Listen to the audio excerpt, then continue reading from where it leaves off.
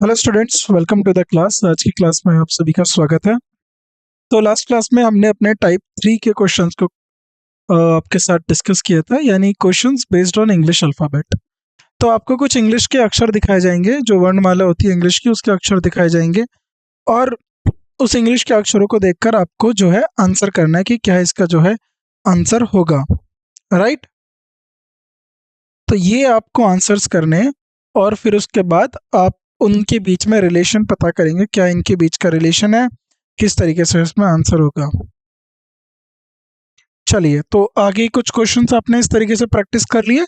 आगे हम कुछ और क्वेश्चंस को डिस्कस करेंगे आपके साथ, फिर आपको बताना कि इसमें से क्या इसका सही उत्तर होगा। तो क्वेश्चन नंबर 151 से हम शुरुआत करते हैं, 151 से। तो इसमें दिया हुआ है आपका BFIJ, ठीक है, BFIJ, और उसके बाद आपको दिया है DHKL।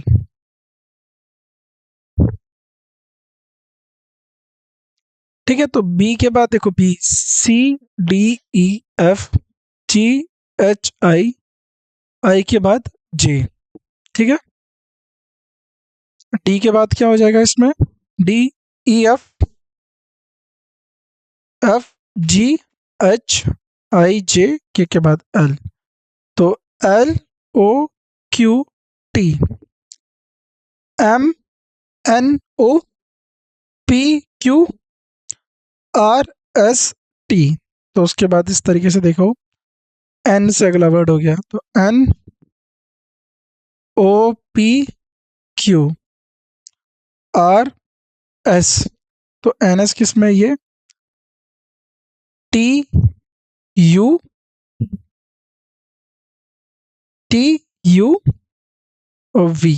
ठीक है।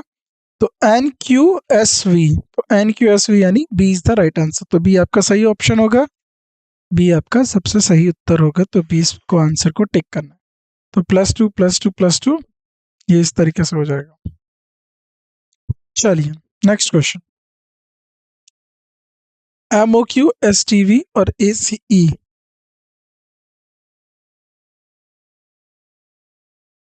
चलो जल्दी बताइए। MOQ, NOPQ, ST, देखो MNOPQ, तो ये और STW आ गया, ठीक है। तो इसके बाद आपको बताना ACE में क्या रिलेशन होगा। तो MOQ, तो MNOPQ STUVW, तो ABCDE,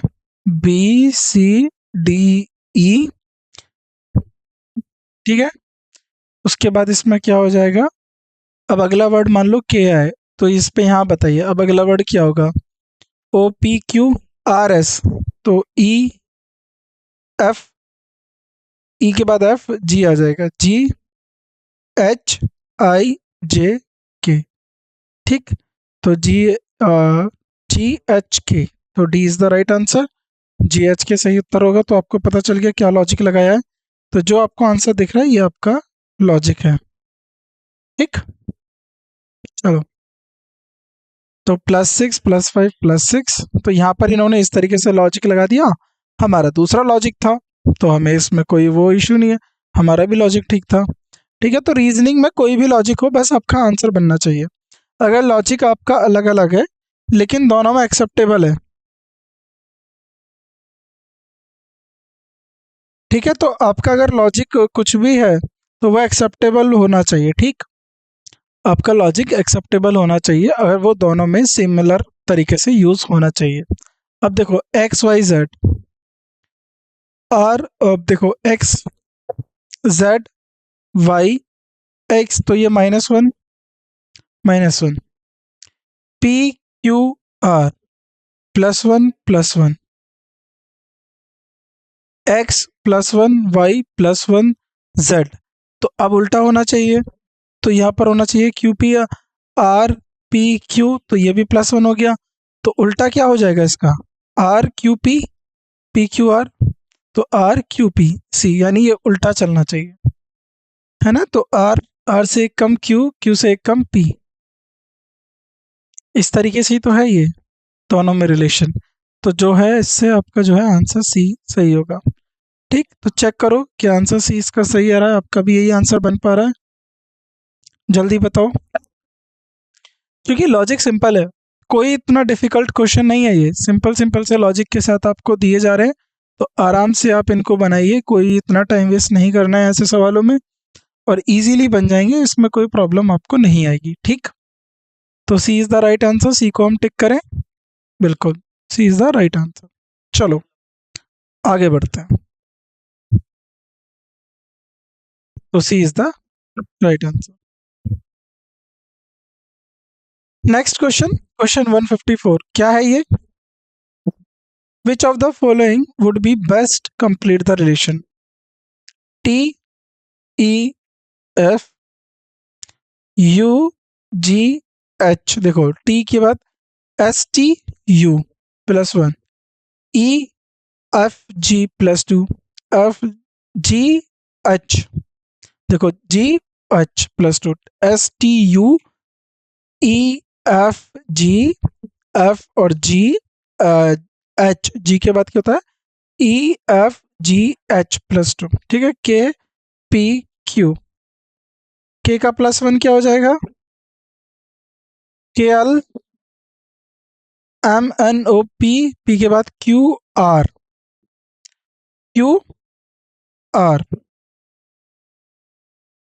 P P देखो M N O P Q, Q हो गया, Q के बाद R S plus 2, R S L R S। ठीक, देखा आपको किस तरीके से बना? तो जल्दी पहले आप खुद बनाओ, जल्दी बनाओ, जिसको समझ में नहीं आ रहा है बनाओ जल्दी, क्योंकि आसान सा सवाल है, कोई इतनी मुश्किल नहीं है इसमें। ठीक, तो इजी तरीका है क्वेश्चंस को करने का, इसमें कोई भी इतना जो है प्रॉब्लम नहीं आया होगा। ठीक है, B is the right answer.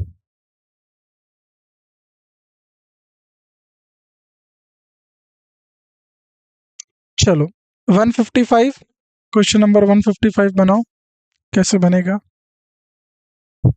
P H J P,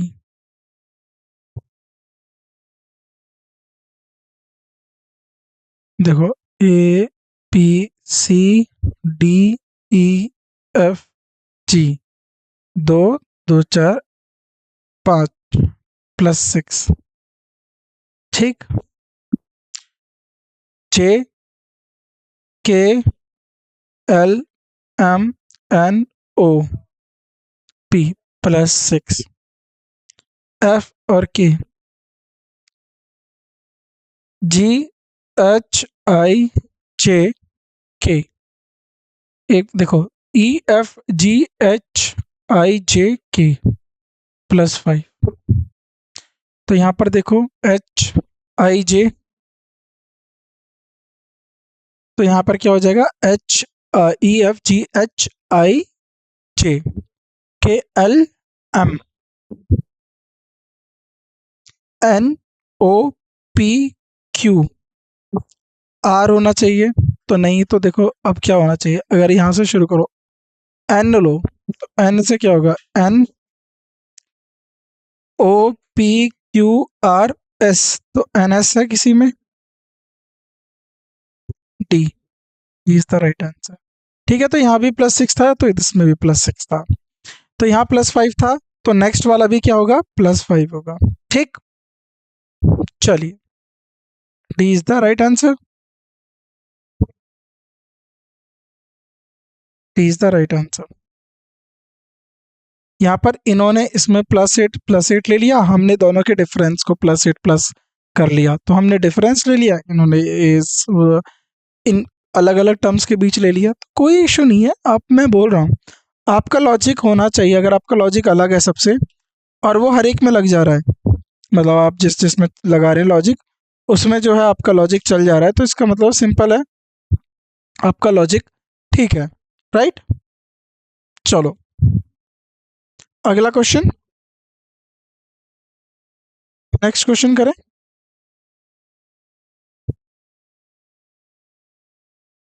question 156। चलो next question, which of the following boost would complete the given below. तो इसमें से कौन सा अच्छा होगा, निम्नलिखित में से कौन सा संबंधित सर्वश्रेष्ठ रूप में अच्छा होगा, ये बताना है। RPF, IGD, X V X. ठीक है, पीएमजीडी। तो देखो जरा ध्यान से देखो, ये रिवर्स है।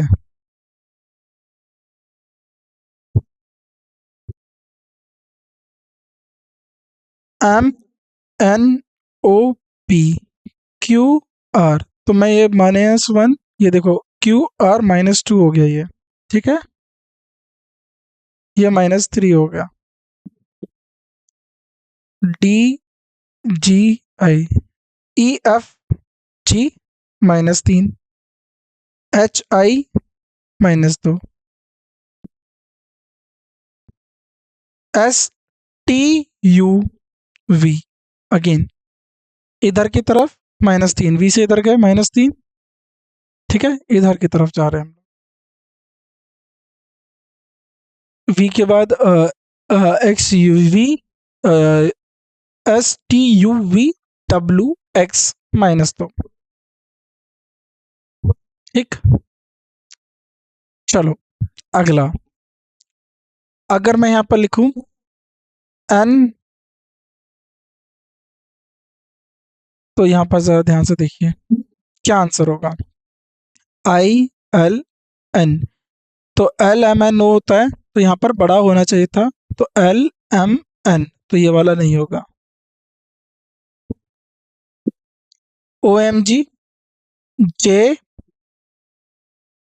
के एल एम, तो एम से -3, जे K L M N O, तो -3 -2 कैसे, एस के बाद टी यू वी आ गया था, W U V W X, तो J K L M N O, तो B is the right answer, O M G. ठीक है,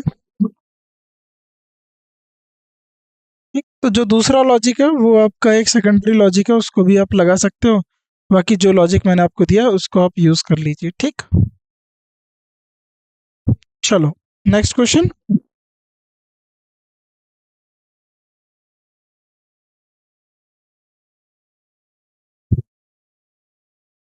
ए सी ई जी, अगला बनाइए। ए सी ई जी,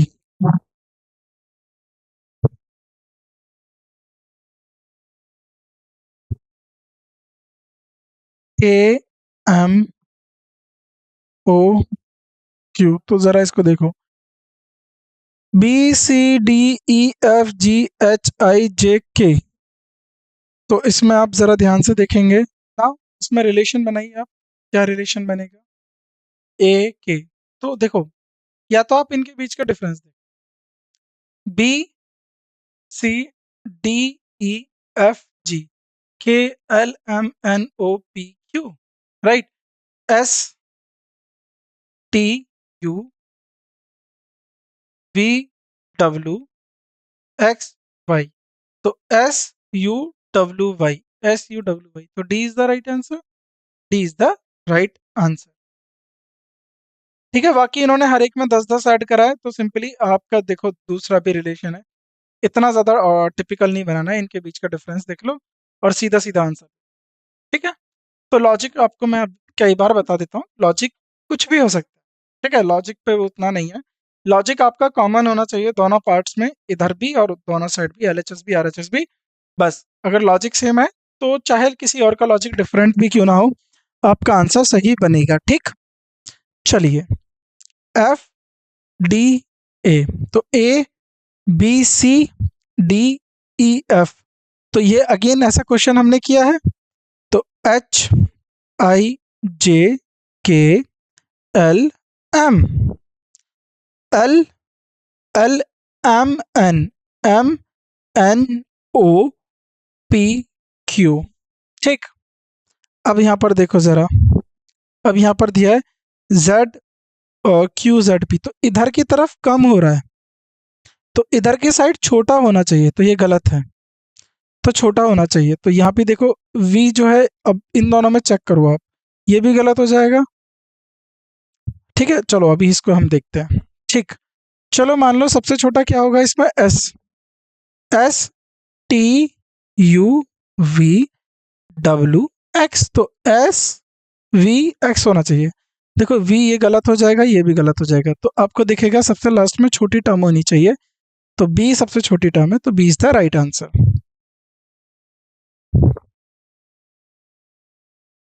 राइट, चलो B P C C Q D, तो B C P Q C D, +1 R I S, R में +1, R S I जे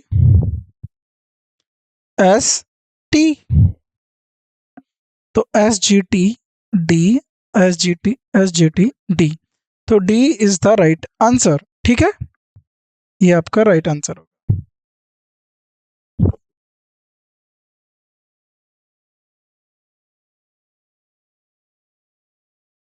ठीक है, चलो next question, question number 160, select the pair that represent the same relation as the pair given below. A B D E G H, ये बताना है आपको, A B D E G H.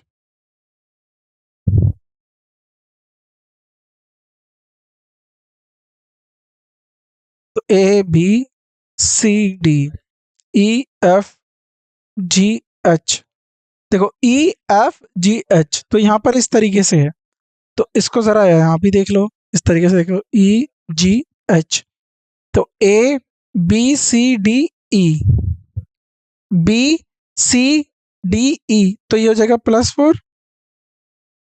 ठीक है, सी D E F, देखो इसके बाद सी D E F जी, तो +5,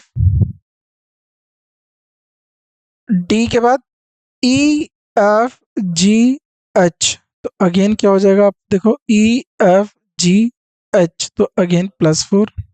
ठीक है,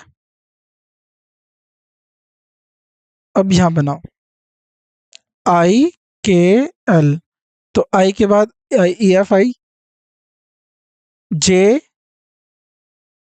के एल एम, तो +4 पे क्या होना चाहिए था, एन, जैसे यहाँ पर बी सी डी ई, तो +4 पे क्या है यहाँ पर ई है ना, तो इसी तरीके से यहाँ पर एन आएगा, तो यहाँ पर आ जाएगा जे के एल एम आना चाहिए था। ठीक है, ये गलत हो जाएगा। ओ का +4 देख लो, पहले +4 देख लो किस किस पे आ रहा है, तो ये देखो आई के बाद एम आ गया, आई जे एल, तो यहाँ +4 पे क्या आ जाएगा, जे के एल एम, जे के जे आई जी H I J K L M N O. ठीक है, M N O P Q, L M N O P, +4 पे पी आना चाहिए था, तो C is the right answer, C is the right answer +4।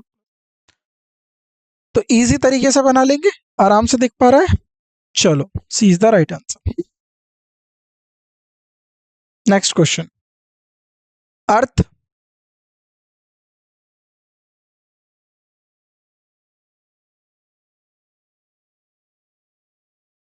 H D U W K, तो E F G H, B C D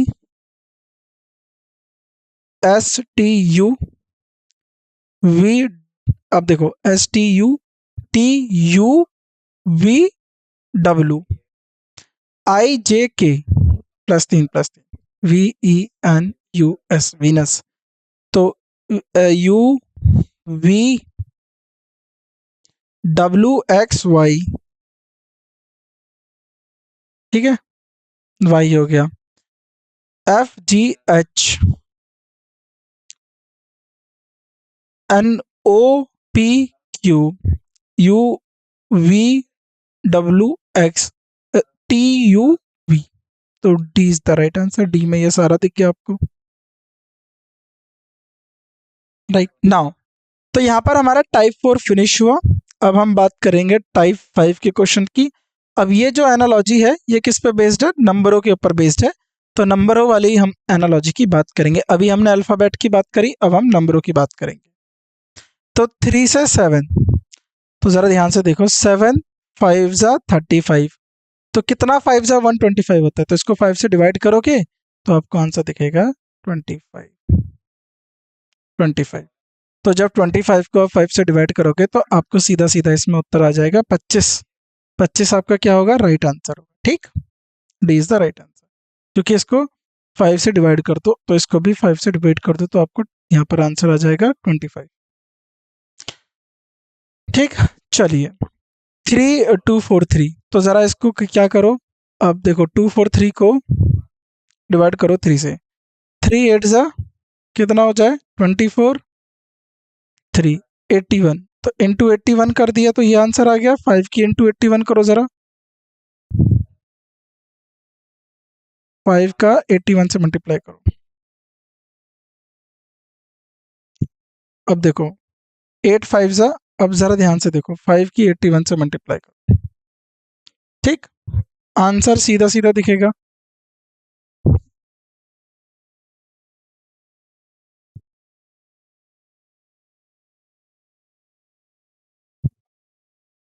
to four three,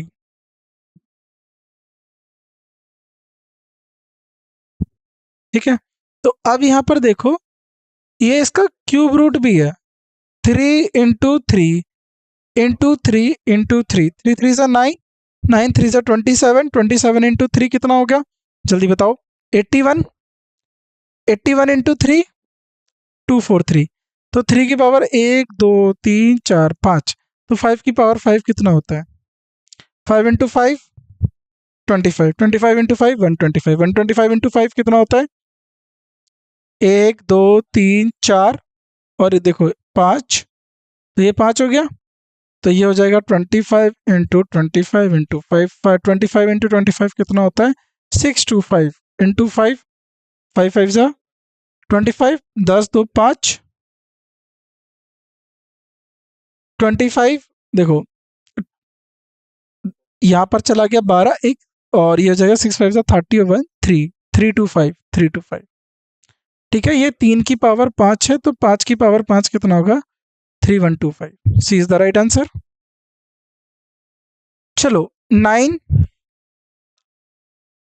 9 3 जा 27, तो अगर आप कहो तो 5 3 जा कितना हो जाएगा? 125। तो ये इस तरीके से नहीं है, नहीं 3 की पावर 2 और 3 की पावर 3, तो 5 की पावर अगर यहाँ पर ज़रा देखो 9 की पावर 2 यहाँ हो जाएगा, 5 की पावर 1 और 5 की पावर ये कितना चला जाएगा? 3, तो ये नहीं होगा। तो यहाँ 25 और 125 होता तब आंसर होता, तो ये भी 4 की पावर 2, अब 4 का स्क्वायर 16 होता है, तो ये भी गलत हो जाएगा, ये 15 भी गलत हो जाएगा। तो 9 की पावर 2 81, 9 की पावर 3 कितना हो जाएगा? 729।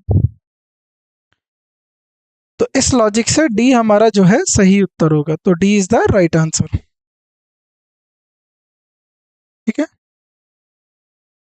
चलो अगला क्वेश्चन 165, 19 और 361, तो ये आपको बताना है। ज़रा एक बार देख लो, क्या ये 361 19 से डिवाइड करने पे जा रहा है?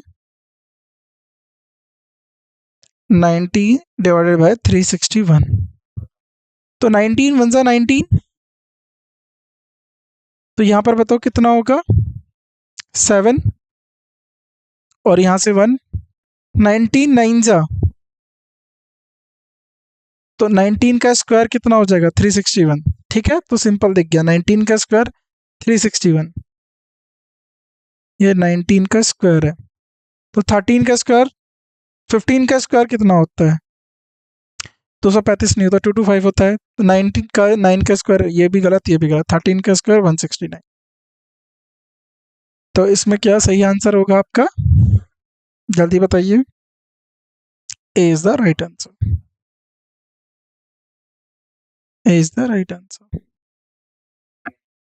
Next question.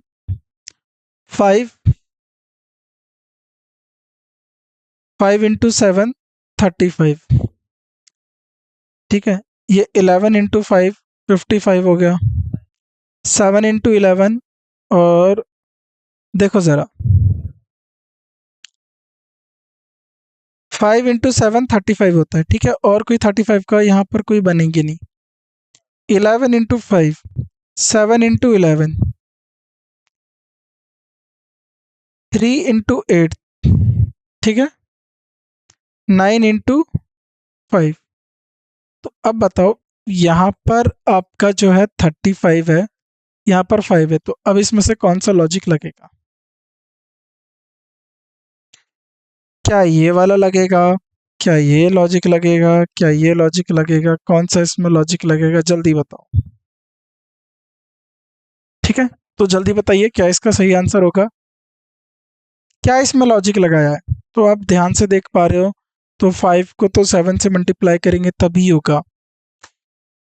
तो इन दोनों में क्या एक ऐसा लॉजिक है जो वाक्यों में आपको देखने के लिए मिलेगा?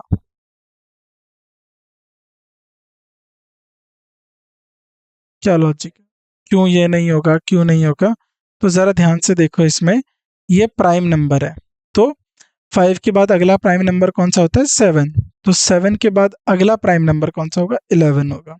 क्योंकि यहाँ किसी को भी देखो, ये इसलिए नहीं होगा क्योंकि इसका फैक्टर हो जाएगा, 9 का भी फैक्टर हो जाएगा, तो ये इसलिए नहीं होंगे।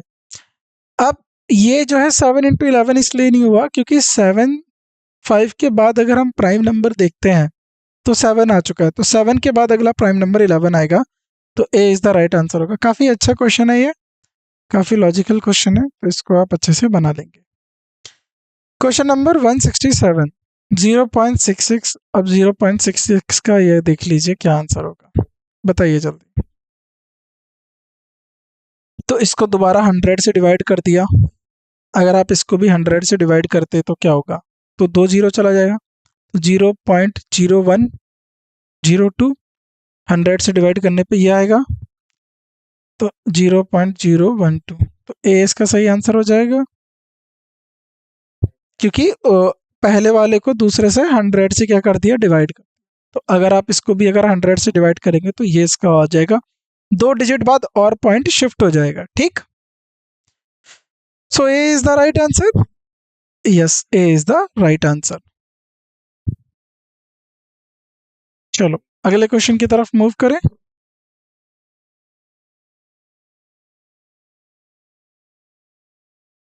नेक्स्ट, अब ये हो जाएगा 11 1 2 1 0। तो क्या लॉजिक है इसमें, तो ज़रा ध्यान से देखो।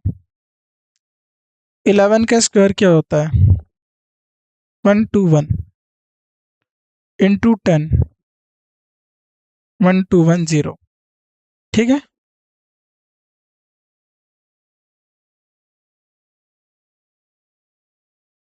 इलेवन का स्क्वायर 121 और यहाँ पर हो जाएगा 0 इंटू 10। अब कहने को तो ये इस तरीके से लिख सकते हैं, 11 का स्क्वायर इंटू 10। तो 11, अब ये मान लो मैं इसको ऐसे लिखूँ, 9 का स्क्वायर इंटू 9 से एक कम 8, 8 का स्क्वायर इंटू 7, 6 का स्क्वायर इंटू 5, 7 का स्क्वायर इंटू 8। तो ज़रा इसको आप सॉल्व करके देखिए क्या लॉजिक लग रहा है। 81 इंटू 8, तो 8 हो गया, क्या इसका आंसर आ जाएगा? 8। इसका 8 का हो जाएगा 64 इंटू 7। तो इसको ज़रा मल्टीप्लाई करो, 7 चौक 28, 8, 7 छिंग 42 और 2 44, 448। 6 का स्क्वायर 36 इंटू 5,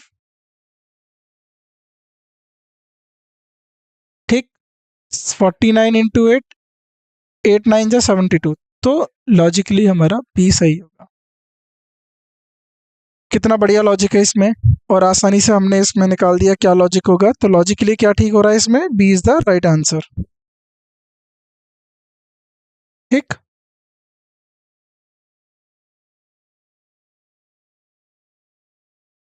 ठीक, तो ये आपका लॉजिक यहाँ पर दिख गया। चलो नेक्स्ट क्वेश्चन, 9, 8 और 69। तो 8, अब ज़रा ध्यान से देखो, अगर 96 को ज़रा 8 से डिवाइड करके देखो होता है या नहीं। 8 वन सा 8, तो 12, 8 जा 69। तो 7 में मैं 12 की मल्टीप्लाई करूँ तो 84 आएगा। तो क्या यहाँ पर 84 दिया हुआ है? तो दिया हुआ है। ज़रा ध्यान से देखो ऑप्शन डी को, ऑप्शन डी में आ जाएगा। तो सिंपल से लॉजिक लग रहे हैं, कोई इतना डिफिकल्ट लॉजिक आपको दिखा है इसमें कि अब तक कोई आपको लगा कि काफ़ी चैलेंजिंग लॉजिक हो?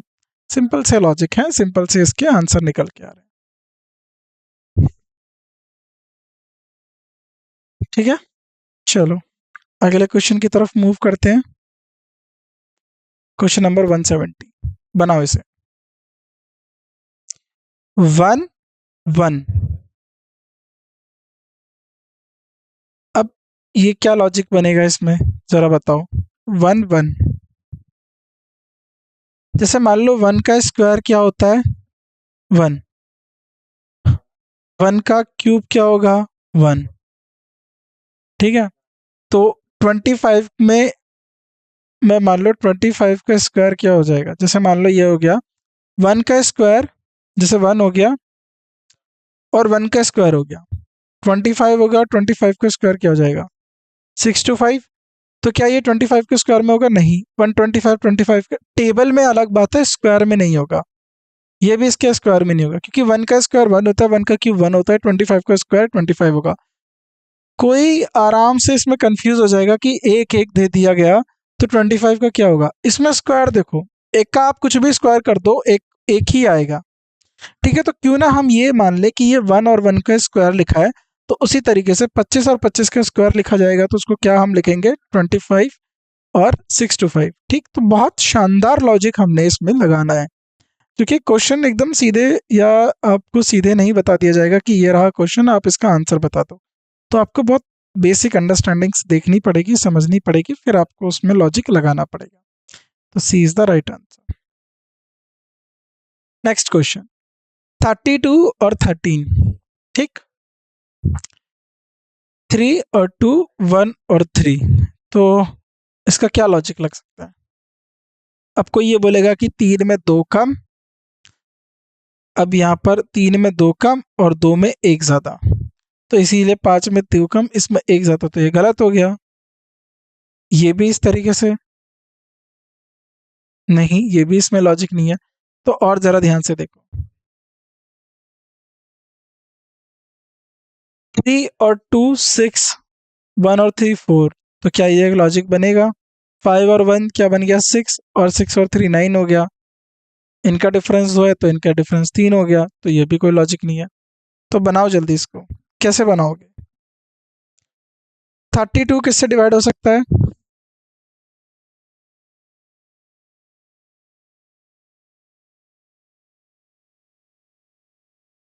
बनाओ जल्दी, जल्दी बनाइए, क्या आंसर इसका होगा? कोई लॉजिक क्या लग रहा है इसमें, तो ज़रा ध्यान से देखो। 3 का स्क्वायर 2 का स्क्वायर, ठीक, तो इधर ये लॉजिक है, 3 का स्क्वायर 2 का स्क्वायर, तो ये जो आएगा 9 और 4 13, 5 का स्क्वायर 25, ये गलत हो गया। 8 का स्क्वायर 64 और 9, तो ये भी नहीं होगा। 7 का स्क्वायर कितना होता है, 49, ये भी नहीं होगा। 4 का स्क्वायर और 7 का स्क्वायर क्या होगा, 16 प्लस 49, तो ये हो जाएगा आपका 65। तो डी इसका राइट आंसर हो जाएगा। ठीक है, आपको लॉजिक फाइंड करना है, क्या इसका लॉजिक होगा। चलो क्वेश्चन नंबर 172, इसके बाद कुछ ही क्वेश्चंस है, फिर उसका ये हमारा चैप्टर खत्म हो जाएगा। 37 और 65, अब ज़रा ध्यान से देखो, 37 इंटू 2 करोगे आप, क्या हो जाएगा, 74, तो ये नहीं बना। और कैसे बनाओगे आप? 37, अब 3 का स्क्वायर कितना होता है? 9। 7 का स्क्वायर कितना हो जाएगा? 49। तो ये क्या हो जाएगा? ये तो नहीं होगा, ये तो 58 हो जाएगा। और क्या हो जाएगा? बताओ बताओ, जल्दी बनाओ, जल्दी सोचो, क्या आंसर बनेगा इसका? क्या और आंसर हो सकता है इसका? इनमें क्या रिलेशन लग रहा है? 37 और 65।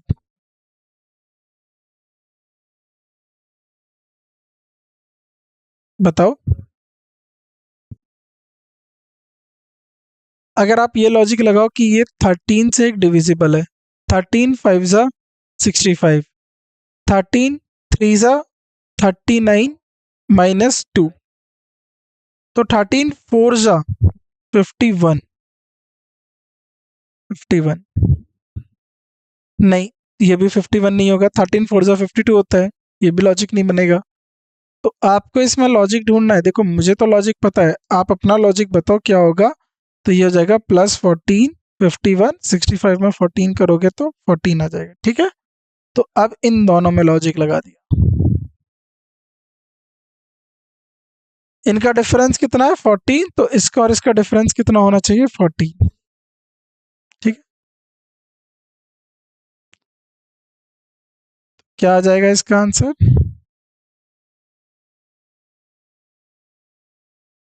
डिफरेंस ढूंढिए 14, तो इसमें 65 79, ठीक है। और 65 और 37 में डिफरेंस कितना हो जाएगा? 8। और यहाँ पर कितना करेंगे? -5 28। 51 में 28 प्लस कर दो जरा। इसका डिफरेंस, इसका डिफरेंस, इसका डिफरेंस, इसका डिफरेंस एक समान, राइट। इजी सवाल बन गया। नेक्स्ट 158 384, ठीक है। 140 क्या बनेगा? तो जरा देखो, 384 में से 158 माइनस करके देखो कितना हो जाएगा? 6 7 2 26, 226 बना।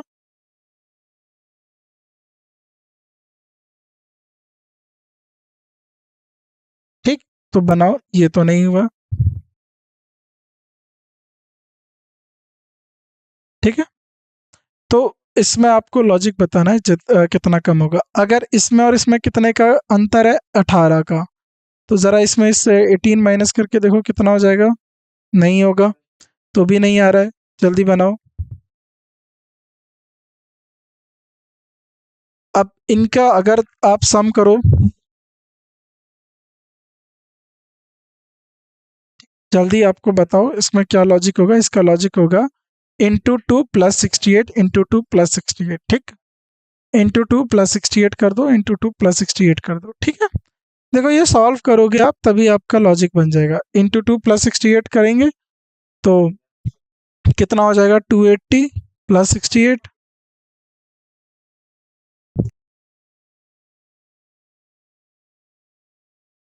1990 1394। तो 2017 किस तरीके से लिखोगे आप? तो ये आप लॉजिक इसमें लगा लेंगे, 596 596 का डिफरेंस है, तो सिंपल माइनस करना है आपको और आपका आंसर आ जाएगा, ठीक है। तो यहाँ पर हमारे लगभग कितने 174 क्वेश्चन हमने एनालॉजी के करे और एनालॉजी का यहाँ पर हमारा चैप्टर समाप्त हो गया।